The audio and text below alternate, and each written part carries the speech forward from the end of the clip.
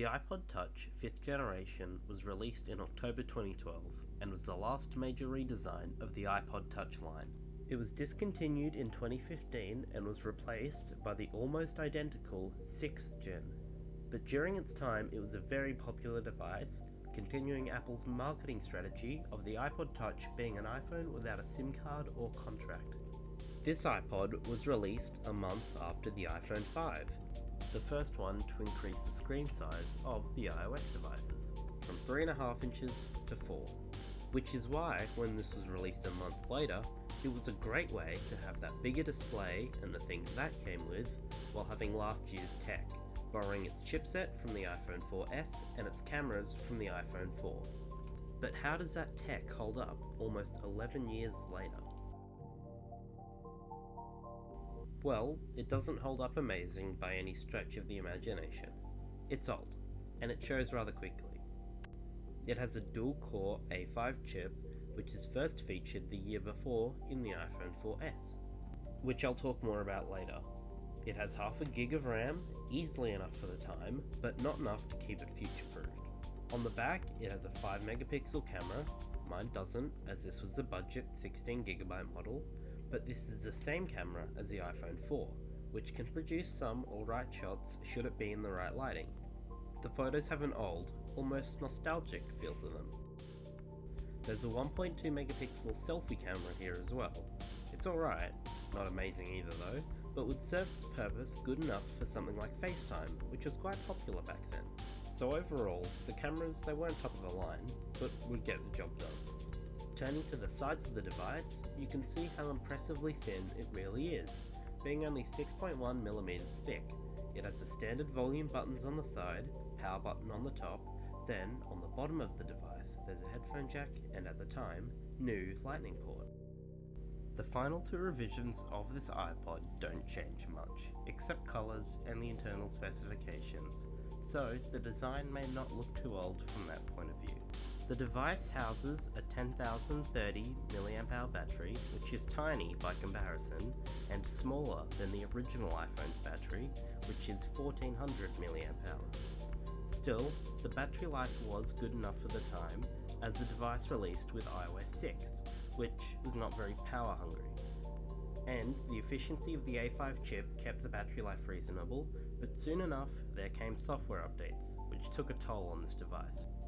The iPod Touch 5 went from iOS 6 to iOS 9, a solid 4 years of software support, but iOS 9 runs less than desirable on this machine.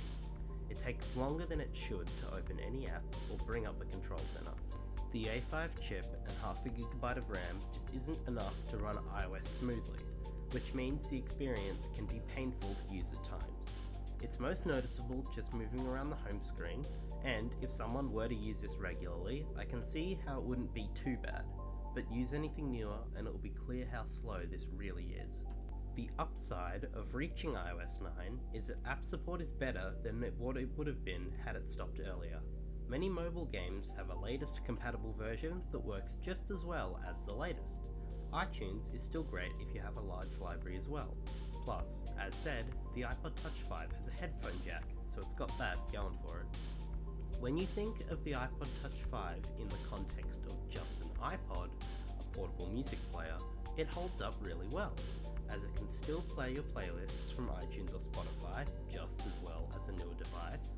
Downloaded movies and shows are still watchable, plus some streaming services can still be downloaded, such as Netflix. When you're not pushing it beyond these limits, you won't have much to complain about. It's a device made for consuming media, and that's what it does best. Beyond this, it will start to struggle. The battery life will drain rather fast playing mobile games or streaming videos from YouTube, especially if the battery has degraded over the years, which it has here. But what about when it was new? Back when this was released in 2012, it was a really solid device, being the first iPod Touch to increase the screen size, like the iPhone 5 had done some months before. It was the cheapest way to get the larger screen, like the iPhone had, and was still marketed as the iPhone without the contract, which meant it was perfect for kids. The slim design, met with all the new colours it came with, made it a very appealing offer. It ran iOS 6 at launch, a version of software that wasn't too power hungry, which meant battery life could be extended by a decent bit compared to now. Its cameras were still not the latest, but they were perfectly acceptable for the time, and it would take the photo you needed without much hassle. It was significantly faster back then as well, running iOS 6 without much difficulty, and during a time where having a smartphone was not as much a necessity as today, which is how it appealed to kids so much.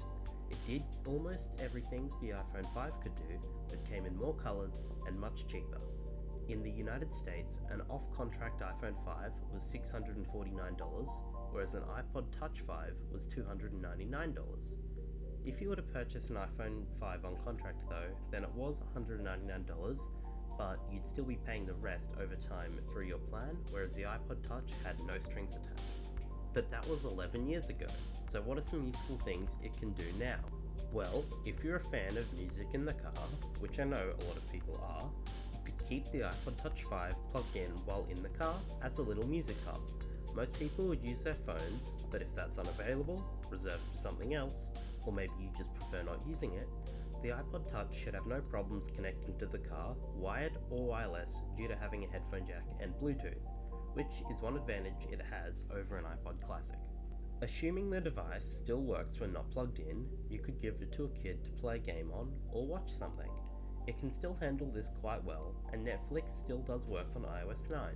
It won't last as long as an iPad or a phone, but maybe some people would like that and prefer giving something of this age to their kids rather than a newer device. Since if this breaks, it's probably not as big of a deal as if your phone gets damaged. You could always try your hand at jailbreaking as well.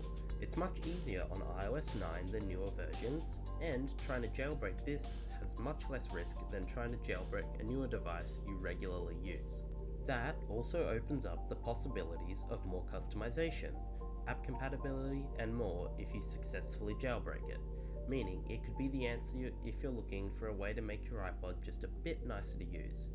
But there's still only so much jailbreaking can accomplish with an old device, and it's still going to be slower than usual on iOS 9. The battery life can't be improved much, but it's still a fun thing to do with older devices like this. So summing up, the iPod Touch 5 in 2023 can still have its uses as a personal media player, but should you go out of your way to buy one? Probably not. For the price you'd be paying for a functional one, there's probably a better deal out there. Of course, the prices for these later iPods have skyrocketed since the 7th gen iPod Touch was discontinued, so it's hard to find a good deal for any.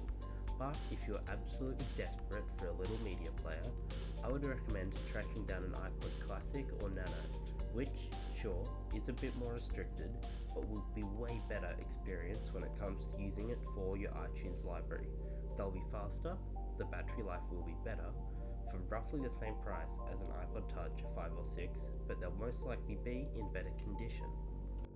So at the end of the day, the iPod Touch 5th generation still has its uses for somebody who already owns it, but it's not usually a good buy for anyone but a collector due to the other options available. So if you have one, I'd recommend holding on to it and seeing what you can still use it for. Remember that jailbreaking is always an option. Anyways, thank you for watching, and I'll see you in the next one. Bye.